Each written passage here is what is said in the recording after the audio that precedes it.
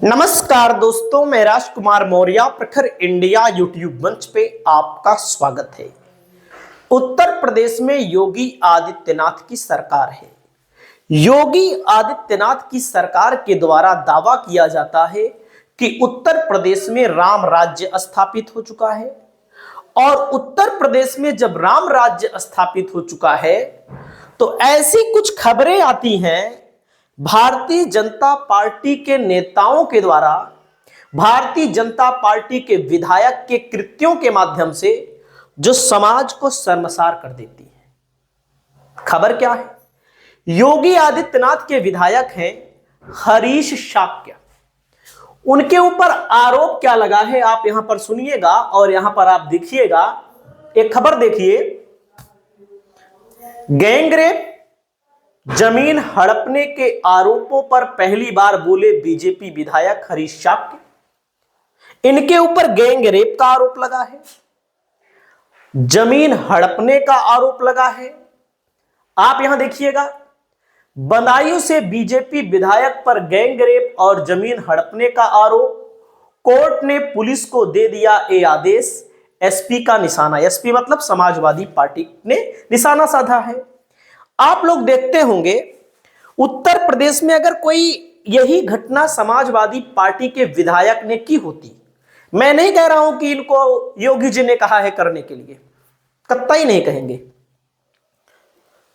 तो main stream media Akhilesh की photo लगाकर एक फोटो पा जाए, एक फोटो पा जाए, विधायक तो दूर, फोटो लगा लगा करके सभी चैनलों पर दिखाया जाता है, main stream media, electronic media में। तो आप समझ सकते हैं समाजवादी पार्टी के विधायक अगर ऐसा करते हैं, हमें नहीं कह रहे कि सपा के विधायक सब अच्छे हैं, तो उनकी फोटो को, उनके नेताओं को इतना बदनाम किया जाता है सिर्फ आरोप पर। बाद में अगर जांच पड़ताल हो जाती है तो किन्हीं किन्हीं लोगों के ऊपर कहा जाता है कि फर्जी भी है। इनके ऊपर भी फर्जी हो सकता है, लेकिन देख सकते हैं बीजेपी एमएलए पर दुष्कर्म का केस। क्या बाबाजी विधायक के मकान पर बुलडोजर चलवाएंगे? सांसद आदित्य यादव ने कसा तंज। बदायूं का मामला है। बुलडोजर बहुत फेमस है। बुलडोजर रैलियों में लेकर बीजेपी के कार्यकर्ता पहुंचते हैं। बुलडोजर एक प्रतीक चिन्ह बन गया है और तमाम जगहों पर बुलडोजर चलाया जाता है। क्या आरोप लगा है? मैं नहीं कह रहा हूं कि आरोप एकदम सही ही है, लेकिन जब बीजेपी के विधायक पर आरोप लगता है, बीजेपी के नेताओं पर आरोप लगता है, तो बुलडोजर कहां चला जाता है? आप देख सकते हैं। इन्होंने कहा है राजनीतिक षड्यंत्रों के तहत मुझे फंसाया गया, हरीश शाक्य कह रहे हैं। हालांकि सब नेता ऐसे कहते हैं, वो किसी भी पार्टी के हो। और इन्होंने कहा यौन शोषण के आरोप पर भाजपा विधायक बोले यह मेरे खिलाफ राजनीतिक षड्यंत्र है। राजनीतिक षड्यंत्र कौन रचेगा, आप सोचिएगा। अब इन्होंने कहा है कि हमारी जांच कराई जाए, हम किसी भी एजेंसी से जांच कराने के लिए मांग करते हैं। बरेली के फर्म ने खरीदी जमीन, मुझे राजनीतिक षड्यंत्र में फंसा रहे हैं। कौन फंसा रहा है आप यहां पर देखेंगे तो ऐसी तमाम खबरें आ चुकी हैं। और इसमें कोई अकेले नहीं है, इनका भाई, इनके भाई पर भी मुकदमा दर्ज हुआ है। और कोई डायरेक्ट पुलिस के माध्यम से नहीं, कोर्ट के माध्यम से सारा कुछ हुआ है। और इनके भतीजे के नाम पर भी मुकदमा दर्ज हुआ है।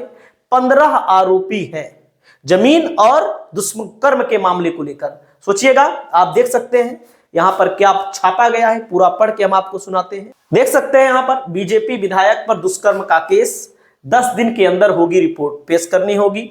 ये बीजेपी के विधायक हैं। और एमपी एमएलए कोर्ट ने बदायूं जिले की बिलसी विधानसभा क्षेत्र से विधायक हैं, उनके 2 भाइयों समेत 16 अन्य के खिलाफ मुकदमा दर्ज हुआ है। सिविल लाइन पुलिस ने 10 दिन में रिपोर्ट मांगी है। कोर्ट ने सिविल लाइन पुलिस से, कोर्ट ने यहां पर रिपोर्ट मांगी है। यह आदेश विधायक और उनके साथियों पर करोड़ों रुपए की संपत्ति जबरन खरीदने, फर्जी मुकदमे कराकर संपत्ति स्वामियों को फंसाने और सामूहिक दुष्कर्म का मामला है।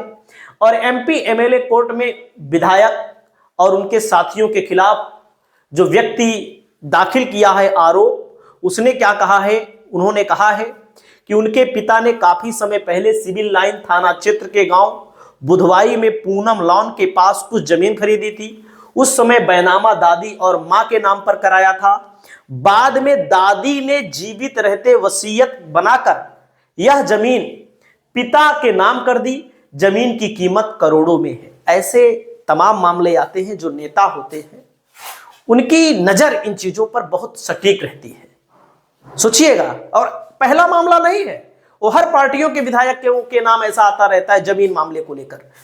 क्या है पूरा मामला, इन्होंने बताया है।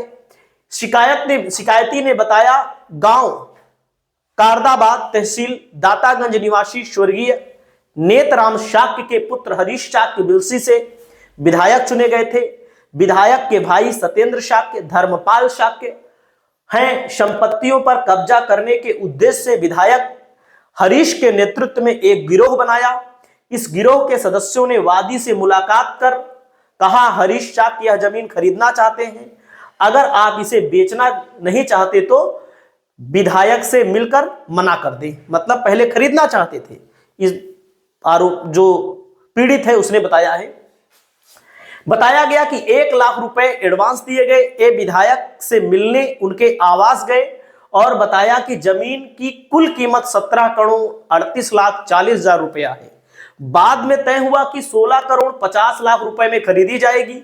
जमीन की कीमत 40% एग्रीमेंट के समय दिया गया, जबकि बाकी पैसा सेल डीड के समय देना होगा।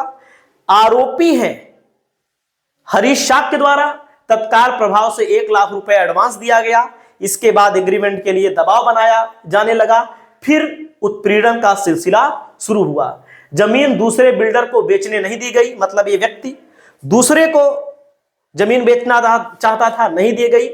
और उसके बाद इन्होंने क्या कहा, इकरारनामा ना करने पर पुलिस ने वादी चचेरे भाई को उठा लिया।